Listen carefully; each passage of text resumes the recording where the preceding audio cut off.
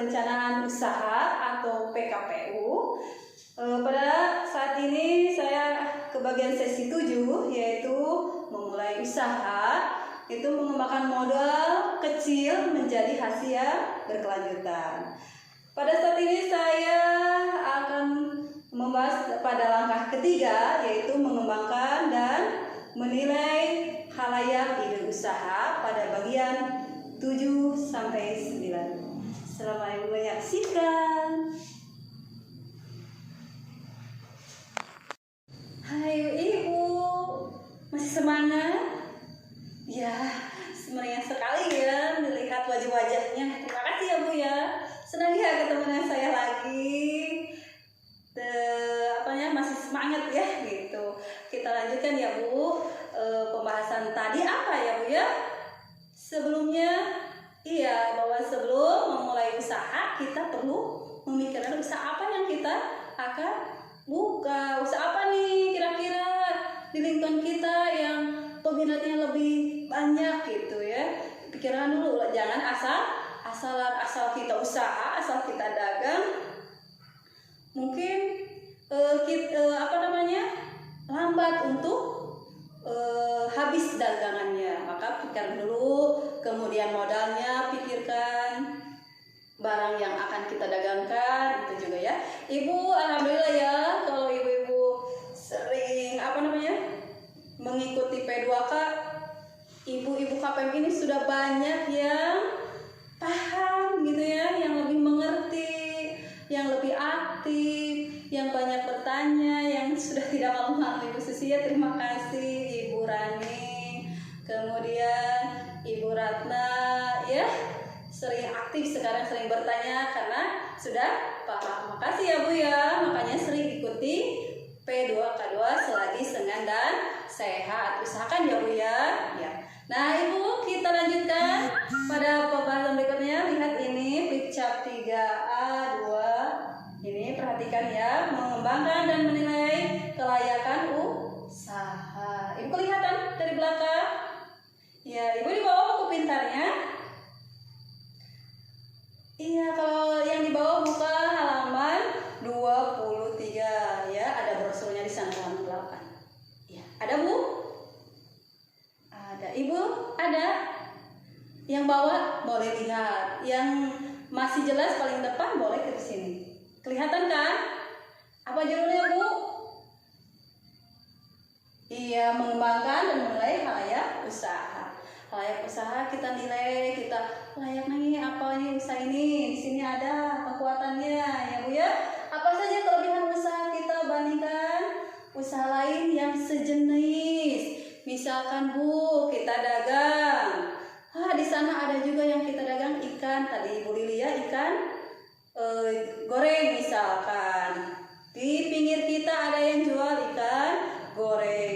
Nah ibu-ibu misalkan banyak yang jualan ikan goreng, tetapi kita berpikir nih, kok ikan goreng ya, kita ada ide lagi apa ya kira-kira nih, kita punya keterampilan memasak dengan bumbu yang khas. Kita bikin ikan balado ya Bu, di balado aja ya. Nah kalau kita punya bumbu-bumbu yang khas, rasa yang mudah diingat nih, beda ya. Misalkan ikan balado dari Ibu Susi misalkan, jadi pembeli itu ingat terus, jadi ingin datang terus ke toko atau ke warung Ibu Susi ya, warung nasi nih Ibu Susi misalkan. Kemudian Ibu perhatikan ini ada peluangnya. Peluangnya juga apa saja yang ada di luar usaha kita, namun dapat memberikan pengaruh positif ya. Ada pendapatan tambahan nih apa ya, selain ikan balado kita jual apa misalkan ya. Ibu suka membeli ikan matang, tetapi belum banyak menjual ikan matang di pasar. Jadi kira-kira di pasar itu udah pada jualan atau banyak nggak ya jualan ikan matang. Misalkan harga jual ikan balado bisa murah karena ikan matangnya dibeli misalkan sore, kalau pagi-pagi ya pada pas datang itu mungkin agak mahalan sedikit ya Bu ya, pas datang dari toko-toko yang mulai dagangnya. Mungkin ada sore-sore nih dagang murah gitu ya, misalkan Ibu belinya. Kemudian setelah itu kita jual ikan balado. Tadi juga peminat pembeli kira-kira apa ya? Kita tadi ikan mentah. Ibu silakan jual ikan matangnya yang balado, kemudian ikan mentahnya juga, supaya ada pendapatan lain buat kita ya, pengaruh positif. Nah ibu, dalam penjualan ini harus ingat juga ada kelemahannya ya. Tentunya kalau penjualan ada juga ada kelemahan, ada kekuatannya ya Bu. Jadi apa saja kekurangannya usaha kita dibanding usaha lain yang sejenis? Misalkan masakan yang dijual tidak banyak bervariasi, Ibu ya, itu kelemahannya. Tadi jangan ikan balado terus, orang kan bosan ya Bu ya. Ini nggak ada pilihan. Coba kalau bervariasi, misalkan Ibu Susi, kalau tadi ya Bu warung nasinya ada ikan balado, misalkan ada pepes ikan, misalkan ada apa lagi ya, gorengan-gorengan apa gitu, tumis-tumis apa. Bu Rini misalkan selain ikan balado, misalkan Bu Rini ya, ada misalkan tumis semur jengkol mungkin ya, atau ikan-ikan di apa gitu ya, gitu di semur atau apa gimana. Jadi bervariasi Bu, jangan monoton itu saja ya. Monoton itu Bu ya, tidak ada perkembangan Bu. Kalau satu jenis itu aja. Kalau goreng ikan saja. Kalau ikan balado saja, itu tidak bervariasi Bu. Itu kelemahannya ya Bu ya. Kemudian ancaman nih, ada ancaman tentunya. Jualan pasti ada ancamannya Bu ya. Apa yang saja yang ada di luar usaha kita, namun dapat memberikan pengaruh negatif. Nih, misalkan ketersediaan ikan terbatas karena terserang jamur. Ikan lama-lama misalkan yang kita simpan buat persediaan nanti, karena kelamaan mungkin dia agak mulai bau amis gitu ya Bu ya, agak bau-bau. Kemudian harga ikan naik selama tersedia terbatas gitu. Pas ke pasar kita stoknya habis, mau beli lagi ternyata harganya mahal dan kualitasnya juga kurang baik. Iya Bu ya, seperti itu kelemahannya. Contoh kelemahan tadi ya, Ibu Lili ya Bu ya, tidak punya banyak variasi jenis makanan yang dijualnya.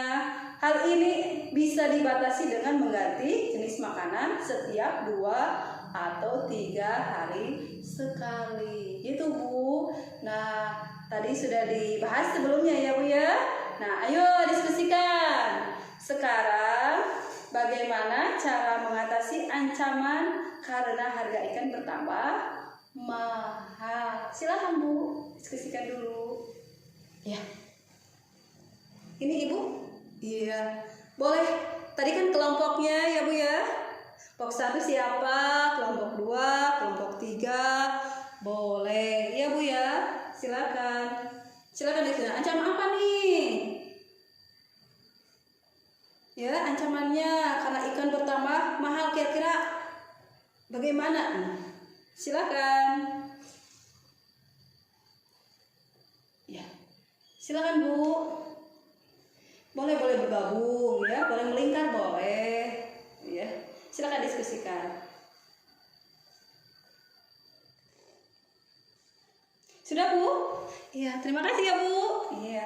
Ayo kelompok Bu Susi bagaimana? Iya, terima kasih ya. Cina ancamannya kalau ikan gimana Bu? Ikannya mahal tadi, kemudian jualannya pada saat corona ini kurang pembelinya. Iya ya. Nah Ibu, tadi ya, kalau ikannya mahal, makanya kita nih kalau ikan lagi mahal, kira pilih saja ikan-ikan yang biasanya tadi besar, kurang mungkin ukurannya lebih kecil Bu. Pada saat corona ini mungkin pembeli kurang ya Bu, karena pendapatan masyarakat juga berkurang.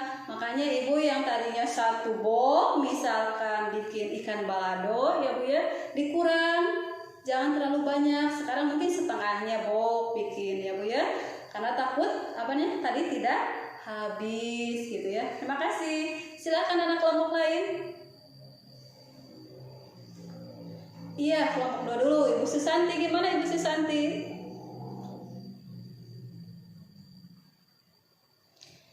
Iya ya, bagaimana Bu? Nih Cina, kalau modal terus dagang kita tidak apa Bu? Tidak laku-laku, tidak payu-payu, Cina, tidak laku-laku ya Bu ya. Iya, bagaimana tidak laku-laku? Nah, tadi Bu harus kita nih berpikir dulu, nih hari ini tidak ada pembeli ya. Kita break dulu istirahat dulu ya. Misalkan 2 hari, 3 hari kita ganti jualannya, jangan ikan balado terus ya Bu. Kata tadi saya harus bervariasi atau seperti itu ya. Kemudian supaya modalnya juga tidak habis, kita ingat pada saat kita punya keuntungan kita simpan ya Bu ya, simpan sebagian, simpan untuk modal lagi, untuk keperluan lagi kalau punya keuntungan ya gitu. Ya, satu lagi kelompoknya. Ibu Ratna, gimana Ibu Ratna? Kalau tidak laku-laku modalnya habis. Nah, ini ya. Ibu Cina, kalau tidak laku-laku modalnya habis gitu. Nah, tadi kalau tidak laku karena daya beli masyarakatnya kurang, mungkin ya Bu, mungkin Ibu jangan jualan dulu gitu ya. Jangan jual dulu, mungkin modalnya simpan gitu ya, buat sehari-hari makan. Nah, tadi kan kalau ada keuntungan Bu ya, kalau Ibu rajin tadi bisa nyicipin, simpen ya. Keuntungannya berapa, ini buat modal, ini buat keperluan sehari-hari. Iya, seperti itu Bu ya. Makanya menurutnya tadi gantilah jenis apa? Jenis ikan yang lebih murah untuk mengatasi ancaman itu ya. Kemudian apalagi? Membeli jenis ikan yang sama tetapi ukurannya yang berbeda. Iya, apalagi Bu? Mengurangi jumlah ikan yang akan dijual. Iya, pinter Bu ya. Kemudian apa lagi Bu? Tidak berjualan untuk sementara waktu. Iya, hebat. Terima kasih Bu ya. Kita lanjutkan ke soal rencana keuangan. Terima kasih.